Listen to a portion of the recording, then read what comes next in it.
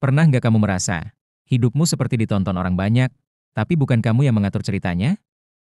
Seolah-olah, setiap langkahmu, setiap pilihanmu, selalu ada suara-suara di luar sana yang ikut menentukan. Mereka bilang, kamu nggak bisa, itu terlalu sulit. Ngapain coba? Nggak ada gunanya. Dan tanpa sadar, kamu mulai percaya. Kamu mulai ragu. Kamu mulai mengubah arah hidupmu, hanya supaya mereka berhenti bicara. Padahal, mereka akan tetap bicara, apapun yang kamu lakukan. Hari ini, aku mau ajak kamu berhenti jadi pemeran figuran di cerita hidupmu sendiri. Karena ini hidupmu, bukan skrip mereka. Kenapa kita terlalu peduli omongan orang? Sejak kecil, kita diajarkan untuk patuh, sopan, dan menjaga perasaan orang lain. Itu hal baik, tapi masalahnya, seringkali kita tumbuh dengan kebiasaan mengukur diri berdasarkan penilaian orang lain. Kita takut dibilang aneh. Kita takut dibilang gagal. Kita takut dibilang nggak pantas.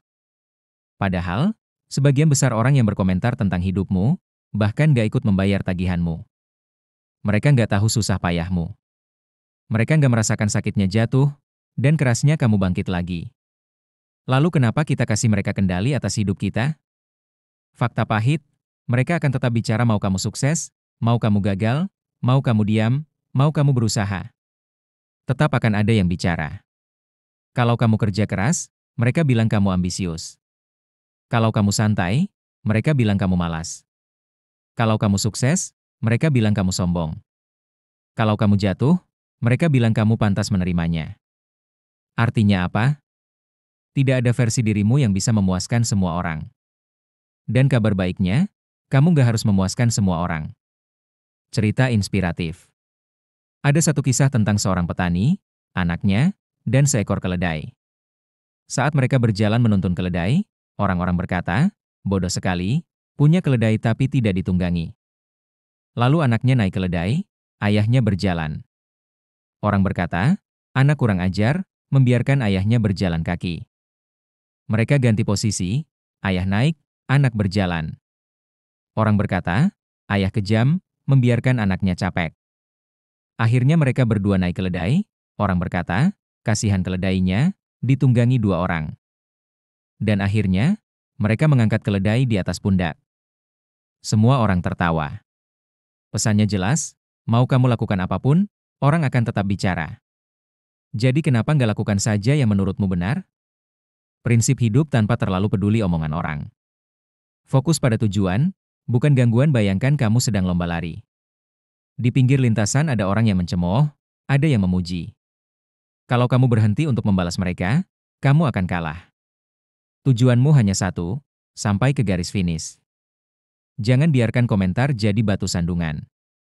Kenali siapa yang layak didengar. Bukan berarti kamu harus menutup telinga rapat-rapat. Kritik yang membangun dari orang yang benar-benar peduli itu berharga. Bedakan antara masukan tulus dengan komentar iseng. Ingat, ini hidupmu. Saat nanti di akhir hidup, yang menyesal atau bangga adalah kamu, bukan mereka. Jadi jalani hidup yang membuatmu bahagia, bukan hidup yang sekadar membuat mereka diam. Latihan mental. Mulai hari ini, setiap kali ada orang berkomentar negatif, tanyakan ke dirimu sendiri. Apakah mereka akan tanggung jawab kalau aku gagal? Apakah mereka akan bantu kalau aku kesulitan?